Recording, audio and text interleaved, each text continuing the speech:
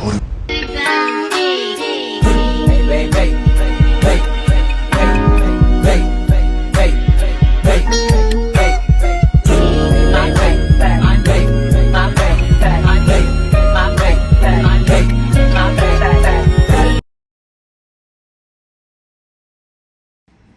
Hey, what's going on YouTube land? It's your boy TJ and welcome to my YouTube channel Wrestling Nostalgia, where I give my reviews on the WWE shows and PLE events. And today we are going to be reviewing SmackDown July 5th, 2024.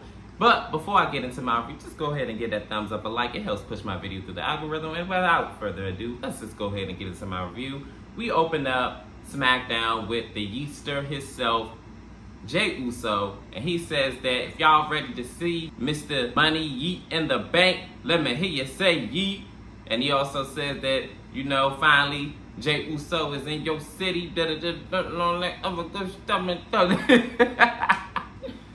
So he gets interrupted by LA Knight. They wind up getting into it as far as like with words. LA Knight says that last year when he came into Money in the Bank, he said he was the odds-on favorite. It would be delusional for me to think that you weren't the odds-on favorite now coming in. But when we come into Toronto, we're gonna be hearing yeah. So then they go back and forth with the yeah and yeet. So this is when Carmelo Hayes comes out and he said, nah, we don't want to hear all that. He said just a couple of weeks ago, LA Knight, you were so far up Logan Paul's location. You know what the new flavor of Prime tastes like. Me and you talking about Jey Uso have a lot in common. So this is when Chad Gable comes out. He says that he been through a lot. He got the Y6 after him. He got left by his family. And he's being targeted for whatever reason. This, that, and third. This is when Andrade comes out and he says his piece. And then Drew McIntyre comes out and he says his piece. He gets into it with everybody in the ring and basically downgrading him. And then this is when a whole big brawl ensues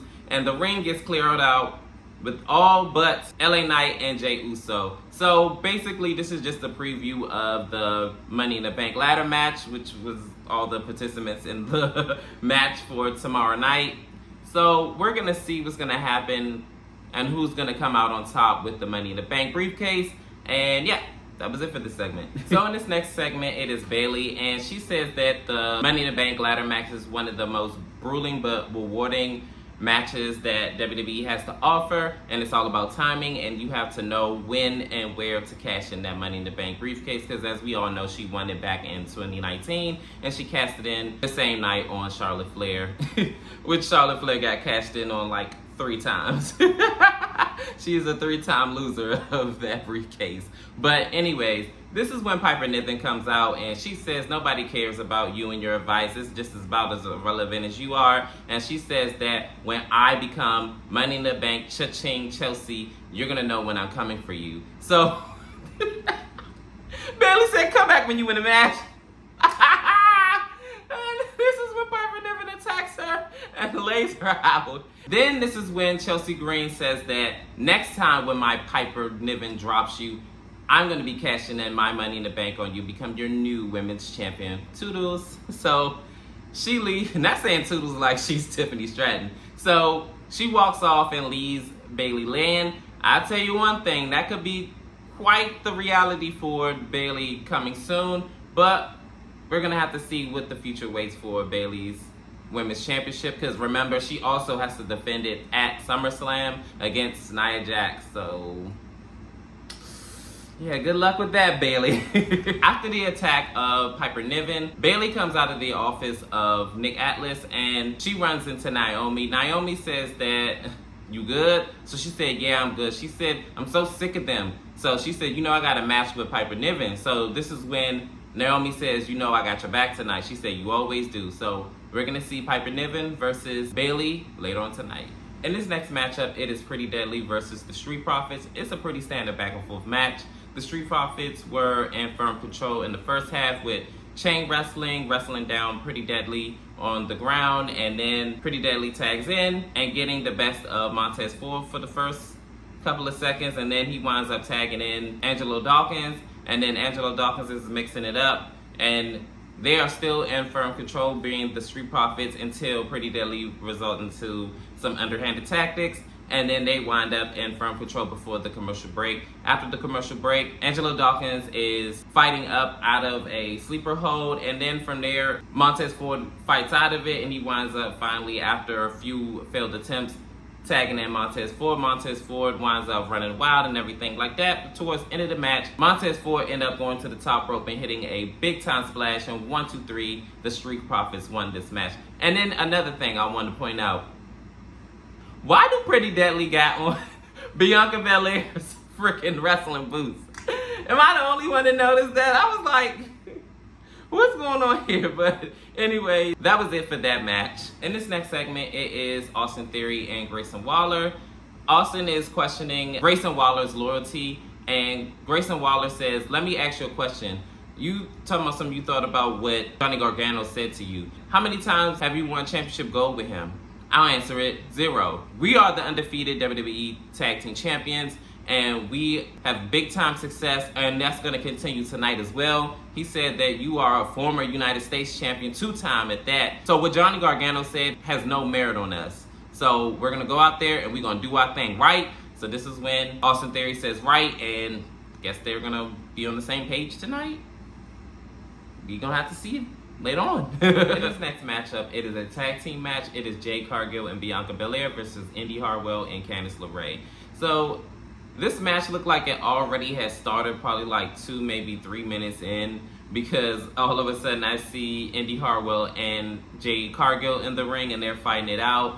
And it looked like Jade Cargill is getting the best of Indy Hartwell, and then Indy tags in Candice LeRae. Candice is having Jade Cargill reeling a little bit, and this happens up until Jade Cargill finally gets the tag to Bianca Belair. Bianca Belair runs wild, and she is wiping the mat with Indy and Candice LeRae, and this goes on up until Jade Cargill gets the tag again, and then it was like a little bit back and forth later, and Jade Cargill hits her Jaded, and Bianca Belair hits a KOD, and 1, 2, 3, Jade Cargill and Bianca Belair pick up a big win over Indy Hartwell and Candice LeRae. After the match, Bianca Belair says that it was a rough couple of past few months, but we're going to get back on track, and the first line of business is getting back our women's tag team titles. And Jade follows it up and says, hey, I want to thank y'all for keeping those tag team titles warm for us. But everybody back home and everybody in this crowd knows we're going to win back our tag team titles. See you soon. So we're going to see what's going to happen with the development with this tag team and if they're going to get back their tag team titles. But like I said before, I do feel like it's only a matter of time before Jade Cargill and Bianca Belair get back their tag team titles. It's just all in a matter of time. In this next segment, it is Randy Orton, Cody Rhodes, and KO.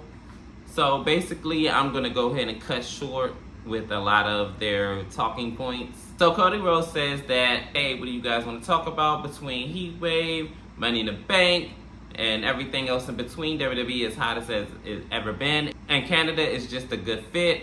So he says that they're going to teach the Bloodline and put them in their place and teach them a lesson. Randy Orton says that they need to be reintroduced to the letters RKO.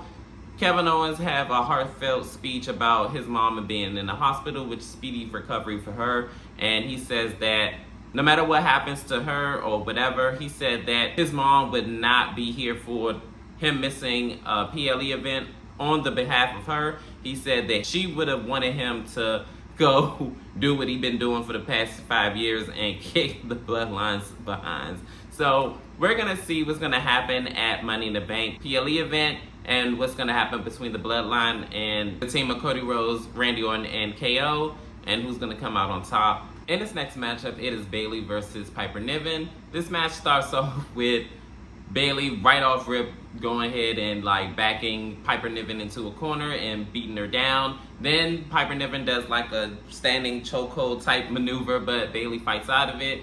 Then she winds up walking into a sidewalk slam. And then from there, Piper Niven takes control of the match up until the commercial break, where it looks like Bayley ends up doing a springboard bulldog. Trish Stratus would be proud. So then after that, for whatever reason, Bayley turned her attention to Chelsea Green, which was a big mistake, because after she tries to drop kick Piper Niven like through the ropes. She winds up getting slammed into the ring post by Piper Niven, and then we go to commercial break. After commercial break, I'm gonna just go ahead and skip right into the end.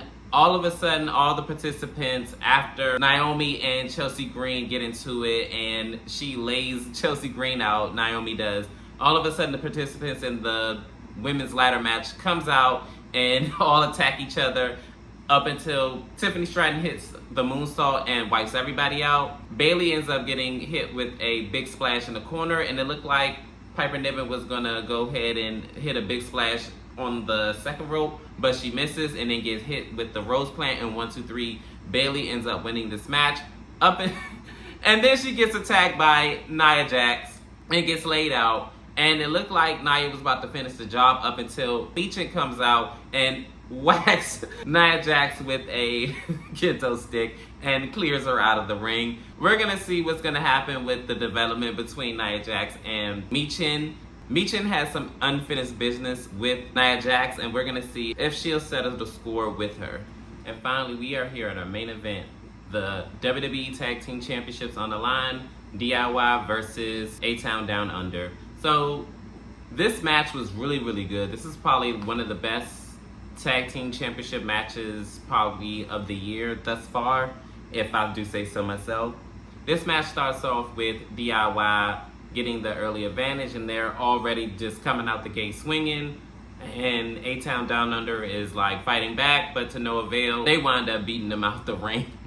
So then when we get back from commercial break, so this match was like very back and forth-ish. DIY kind of were taking a beating from A-Town Down Under like during the second half of the commercial break, and then they kind of full upwards. And then when we get to the third half of the match, DIY are still trying to like fight through this match, and like I said, it was kind of like very seesawish towards the end of the match.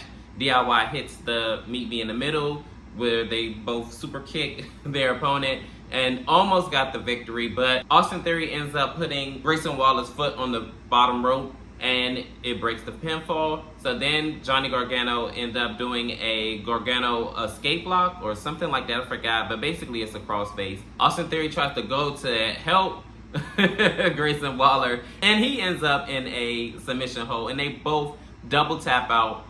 And yes, we have new tag team champions, DIY, which is Johnny Gargano and Tommaso Ciampa.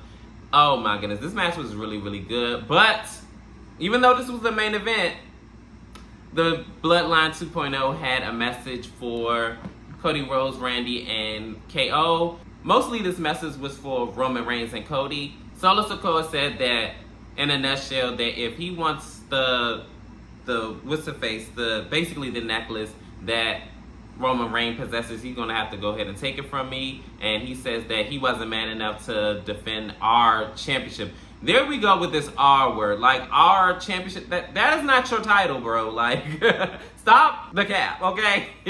That was Roman's championship. When he won that championship, you were nowhere to be found, okay? He won that on his own.